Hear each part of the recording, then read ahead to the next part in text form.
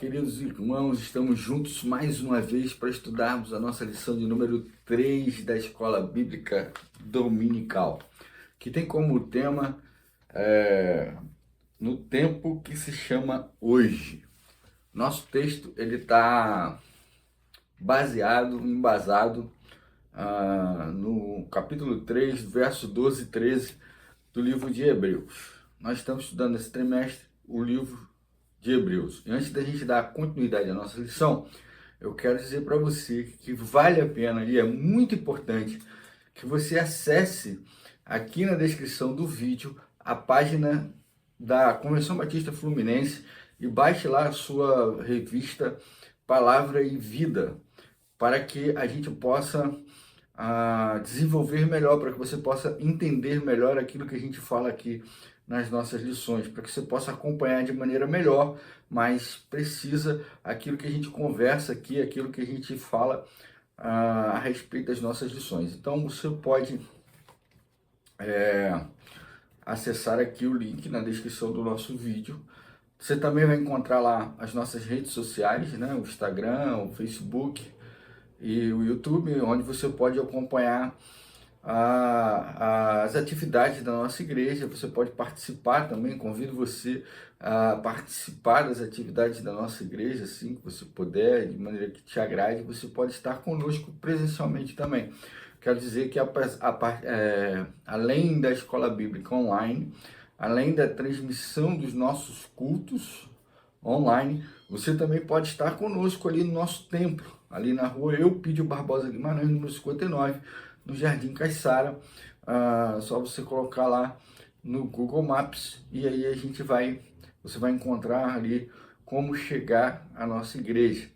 Será muito satisfatório, será muito prazeroso poder receber você lá com a gente, poder também ali dar um abraço, fale conosco lá, diga lá que você assiste a lição através da nossa transmissão online, e nós teremos a alegria em abraçar você e receber você com muito carinho, né? A Igreja de Jesus ela é um lugar de harmonia, um lugar de receber as pessoas, ok? Então vamos lá, vamos dar início à nossa lição no tempo que se chama hoje. Qual o objetivo da nossa lição? Qual o objetivo da nossa lição? O objetivo da nossa lição é alertar sobre o perigo da incredulidade e a necessidade, a importância de se permanecer firme na fé em Cristo Jesus, se perseverar. É importante para que o nosso desenvolvimento espiritual ele seja contínuo e ele se dá através do que? Da perseverança, porque a incredulidade ela é perigosa. A incredulidade ela faz com que a gente se afaste dos propósitos de Deus, que a gente se afaste dos objetivos que Deus traçou para nós, e assim a gente fique vulnerável às intempéries, ou seja, as circunstâncias que nos cercam, as dores, o sofrimento. Todo mundo vai passar por dor, por sofrimento em algum momento da vida. E muitas dessas circunstâncias adversas fazem com que a nossa fé esmoreça e que nos deixe incrédulos diante da possibilidade de mudança, diante da possibilidade da ação direta de Deus na nossa vida. Então a gente perde o foco de crescer espiritualmente, de aprender com as circunstâncias, o exercício da nossa fé através das adversidades, e aí a gente vai se afastando, se distanciando do propósito de Deus. O objetivo de hoje é refletir o quê? Sobre a superioridade de Cristo, sobre a superioridade da obra de Cristo sobre a antiga aliança, né? A aliança feita com Abraão, a aliança feita através da lei de Moisés. Então, a gente vai refletir que Cristo é superior a essa aliança. A aliança em Cristo é uma aliança definitiva, é uma aliança permanente, é uma aliança que não pode ser desfeita, né?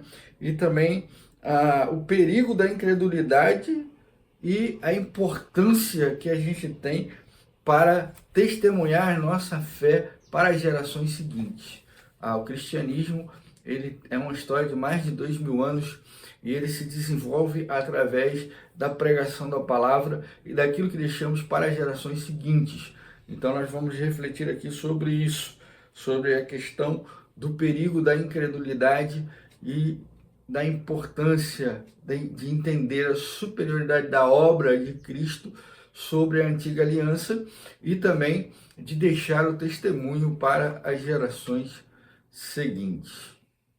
Então entramos no primeiro tópico da nossa lição, que é o quê? Jesus e Moisés. E aí ele vai colocar aqui um introito, né? Uma introdução que é feita do verso 1 ao verso 11 do capítulo 3, onde o autor vai fazer ali essa comparação, essa analogia entre a pessoa de Moisés e a pessoa de Jesus. Moisés foi realmente um homem muito importante, né? Muito importante no palco da salvação de Deus, quer dizer, no desenvolvimento do povo de Israel. Ele tinha uma importância muito grande porque ele falava da parte de Deus, ele deixou a lei da parte de Deus para poder o povo se orientar e seguir em frente. E a gente viu que não foi isso que aconteceu, mas o foco de que a gente tenha aprendizado com aquilo que aconteceu com o povo de Israel, né? Com aquelas coisas ruins que aconteceram, com tudo aquilo que o povo sofreu devido ao seu afastamento de Deus, devido ao seu afastamento do propósito de Deus, devido à desobediência, à rebeldia do povo. Então, o autor quer enfatizar o quê? O autor de Hebreus ele quer enfatizar a importância de seguirmos firmes em obediência ao apóstolo e sumo sacerdote de nossa confissão. Quem é o apóstolo? Por que apóstolo? O apóstolo, o significado da palavra apóstolo é enviado, né? Enviado da parte de Deus. Então ele está aqui fazendo uma analogia, dizendo que ele não está fazendo uma analogia, ele está dizendo e afirmando que Jesus veio da parte de Deus, né? E ele é o sumo sacerdote da nossa confissão. A figura do sumo sacerdote é aquele que media, né? É aquele que fazia a mediação entre Deus e os homens, fazia a expiação pelos pecados dos judeus nas festas judaicas, nas orientações e nos ritos culticos do povo hebreu. Então ele está dizendo que Jesus veio da parte de Deus e ele é o sumo sacerdote. O sumo sacerdote é aquele que veio fazer a expiação pelo povo, né? A expiação definitiva, uma expiação incontestável, uma expiação que não necessitava ser repetida, uma expiação perfeita, né? O texto está falando do papel mediador de Jesus. Jesus ele estava trazendo a autoridade de Deus em si para mostrar Deus, o homem, e conduzir o homem para Deus na eternidade, né? Ele tanto revela o Pai, Deus, quanto conduz o homem a Deus através do seu sacrifício na cruz do Calvário, a sua expiação. Então Jesus ele media a relação entre Deus e os homens, que nós vimos lá em muitas outras lições, e bem no texto bíblico, a gente sabe que o homem estava separado de Deus por conta do pecado, e Jesus veio desfazer essa separação através do seu sacrifício vicário na cruz do Calvário. É isso que ele está dizendo. Como subsacerdote, Jesus veio fazer a expiação, veio fazer a mediação entre nós e Deus, retirando a ofensa do pecado, para que pudéssemos assim estar na presença de Deus, pudéssemos perceber a presença de Deus através de Jesus Cristo e da sua obra redentora, que é a sua morte e ressurreição, que nos traz uma paz e uma vida eterna com Jesus. Moisés trouxe a lei ela não tinha como ser cumprida na sua integralidade, a gente já viu isso em outras lições anteriores, e como ela não tinha a condição de ser cumprida na sua integralidade, ela ela condenava o homem ao invés de levá-lo para Deus. Então, Jesus veio cumprir a lei em nosso lugar, ou seja, ele veio o único homem sem pecar, o único homem com condição específica para isso. Moisés, ele teve sim uma função muito importante, mas ele é inferior a Jesus. Jesus veio superior a ele. Tá? Aí ele faz uma comparação aqui com a relação à administração de uma casa. Então ele diz que Moisés era muito importante, mas ele era como um mordomo, um servo fiel que tem muita influência na administração da casa, mas ele não é o dono da casa, ele serve ao dono da casa. Ele faz essa ilustração para mostrar o lugar de Moisés. E ele fala que Jesus é o próprio dono da casa. Jesus é o próprio dono da casa, ou seja, Jesus é superior a Moisés. Jesus sim tem todo o direito e toda a autoridade sobre a casa. Uma autoridade maior do que a do mordomo. O mordomo, ele tem muita autoridade, mas ele está subordinado ao dono da casa. E Jesus é maior que Moisés. Era isso que o autor estava tentando mostrar para o povo judeu ali, os primeiros hebreus que se converteram ao cristianismo, né? E que eles não poderiam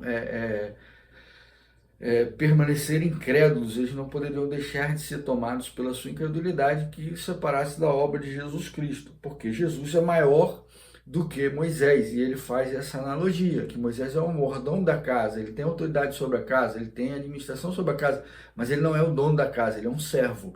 Ele obedece ao dono da casa, ele está submisso ao dono da casa. E Jesus é o dono da casa, ou seja, Jesus é maior do que Moisés e a sua autoridade é superior à autoridade de Moisés. Esse é o objetivo que o autor faz comparando Moisés, né? E embora Moisés seja limitado por causa da sua humanidade, ele tem as suas limitações humanas. Moisés era um servo fiel a Deus. E assim como nós também podemos ser servos fiéis a Deus, apesar das nossas limitações, apesar das nossas dificuldades. E Moisés deixou ali um testemunho para gerações futuras, né? Para gerações que vieram a posteriori. E também aqui ele trata também da questão do povo, né? Que ficou ali 40 anos do deserto e acabou perecendo no campo porque não ouviu a voz de Deus, né? A gente tem que ser fiel. A gente aprende com Moisés uma lição de fidelidade a Deus. Apesar de todas as circunstâncias, apesar de todas as dificuldades, todas as aflições, Moisés permaneceu ali fiel a Deus, né? E ele diz assim o seguinte: a fidelidade é uma prova inabelável de fé. Então, quando a gente permanece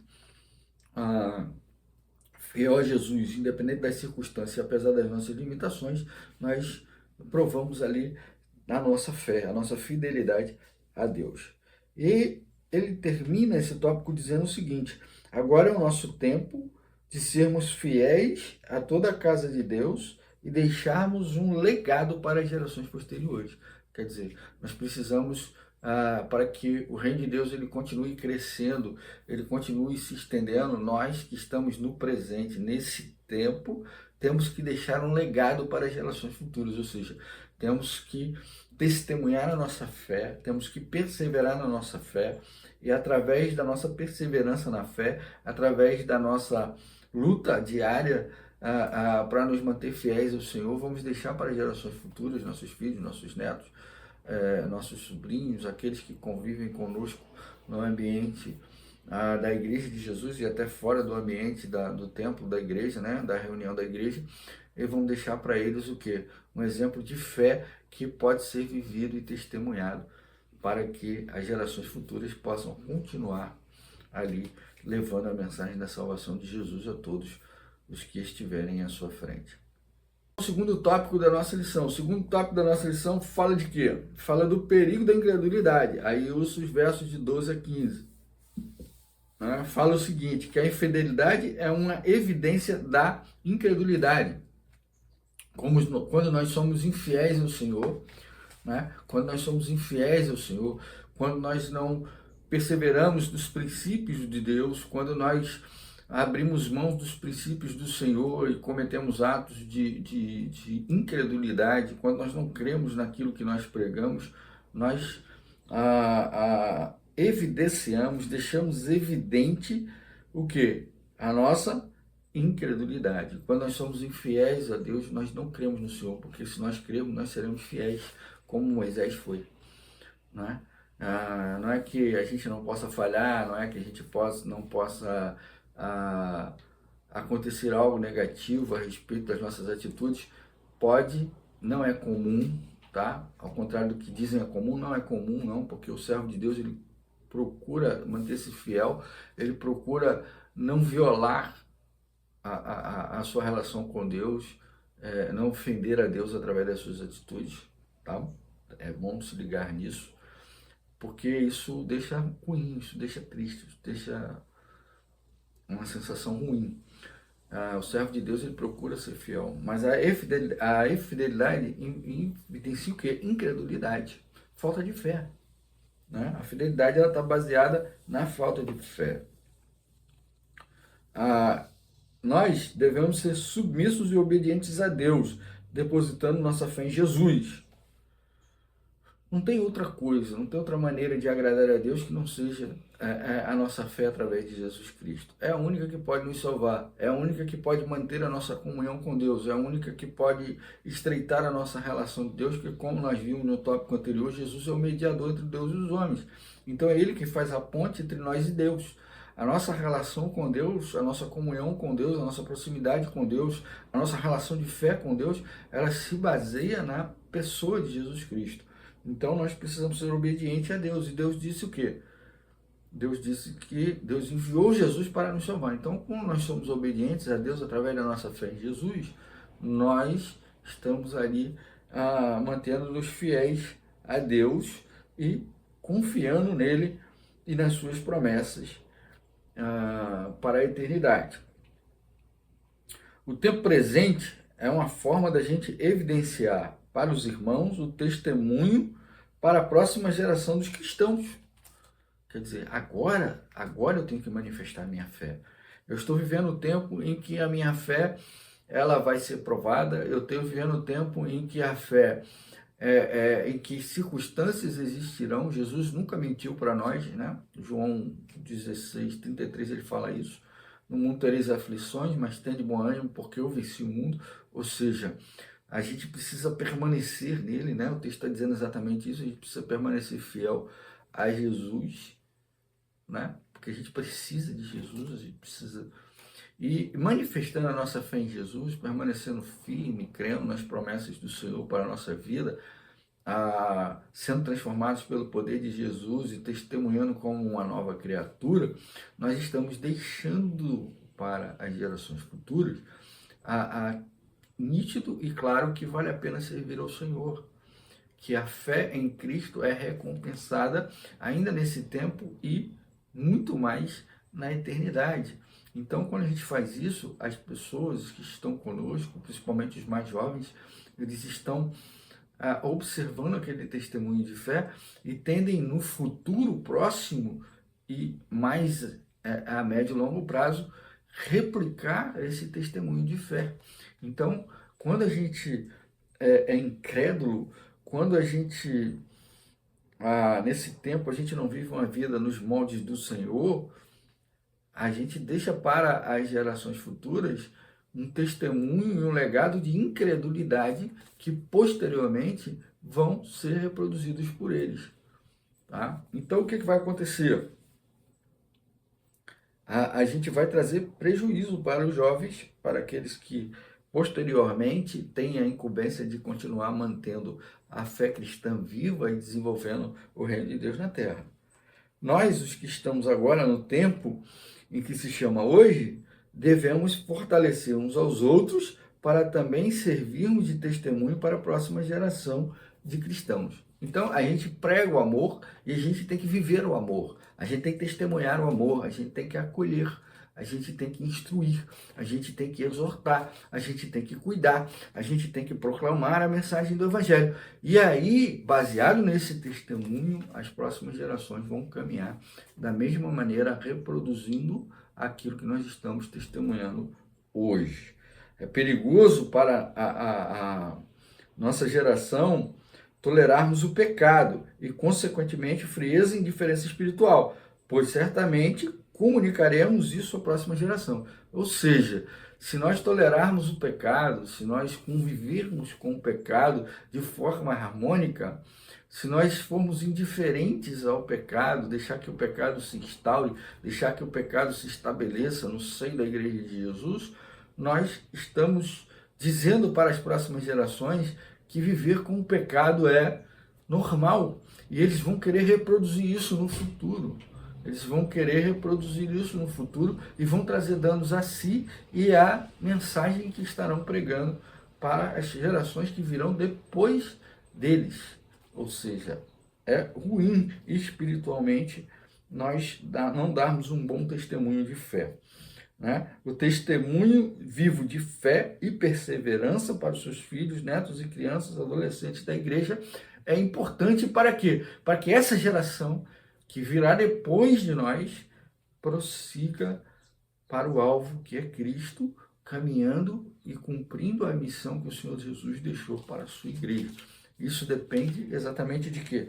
Do nosso testemunho hoje.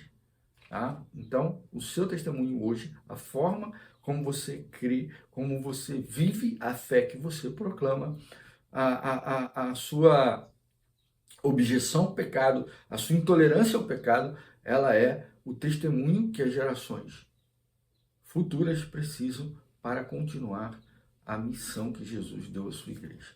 Muito importante o seu testemunho nesse tempo, no tempo de agora. Então entramos no terceiro tópico da nossa lição. Qual é o terceiro tópico da nossa lição? O terceiro tópico da nossa lição é o deserto é a prova da fé. Aí ele vai citar aqui os versículos 16 e 19, você pode ler aí na sua Bíblia, Hebreus 3, 16 e 19. Tá? E qual que é o foco disso? O foco disso é o seguinte, se hoje, nessa geração, também ouvirmos a voz do Senhor, de forma alguma deveremos ser como aqueles do passado que colocaram Deus à prova. O que está falando, querido? Está falando daquele pessoal que passou 40 anos no deserto.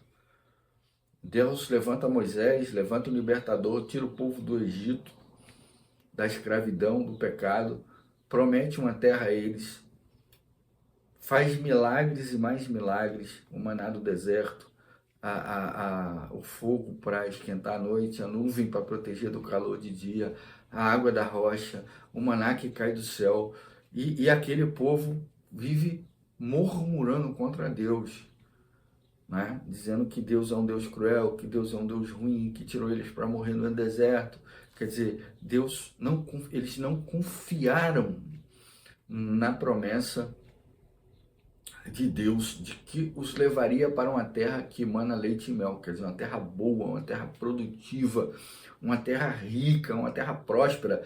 E no caminho, por causa das adversidades do caminho, em que todo tempo, é preciso perceber isso, irmãos, que em todo tempo que o povo estava no deserto, Deus estava suprindo as necessidades do povo, apesar da perseguição do Egito, apesar do calor do deserto, apesar do frio da noite do deserto, apesar das pestes do deserto, né, dos animais, dos insetos, dos animais perigosos, das víboras, dos escorpiões.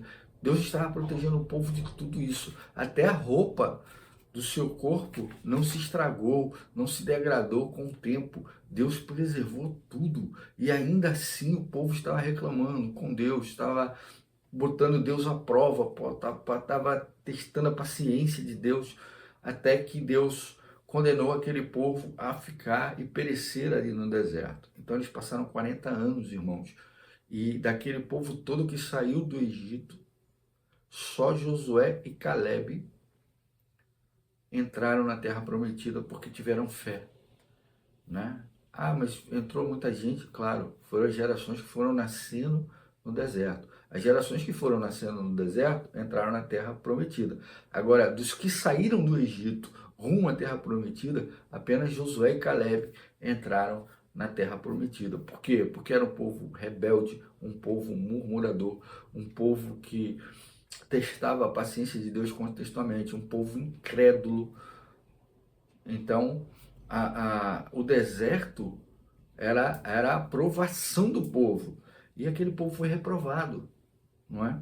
Da mesma maneira, a nossa vida aqui, a nossa caminhada, a nossa jornada, ela é o nosso deserto. É aqui que nós vamos passar por circunstâncias que vão provar a nossa fé.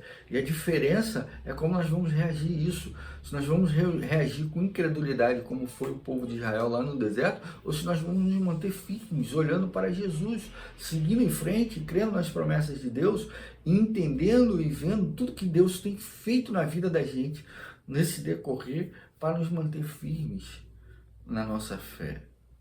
Tá? No mundo tereis aflições, mas tem de bom ânimo, porque eu venci o mundo. Então, quando a gente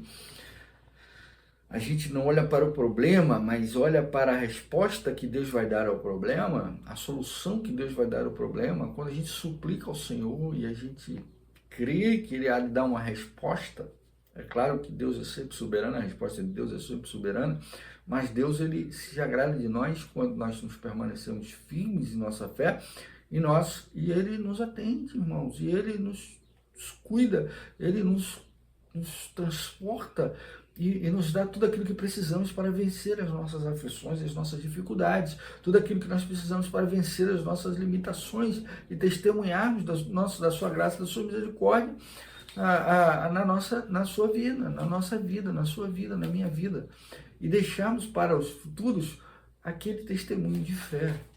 Eu, por exemplo, hoje eu sou um pastor de Cristo Jesus, claro, por causa do chamado do Senhor Jesus, mas por causa da instrução que a minha avó me deu lá no início. A minha avó me ensinou a amar a Bíblia, eu amo a palavra de Deus. A minha avó me ensinou a importância da escola dominical, a minha avó me ensinou a importância da oração, ela me ensinou a orar. Então, por causa do exemplo da minha avó, eu permaneci na fé. E embora por situações ruins eu tenha me afastado por um momento, Deus me trouxe de volta, porque eu conheci o caminho. E Ele não apenas me trouxe de volta, como me chamou para o ministério pastoral.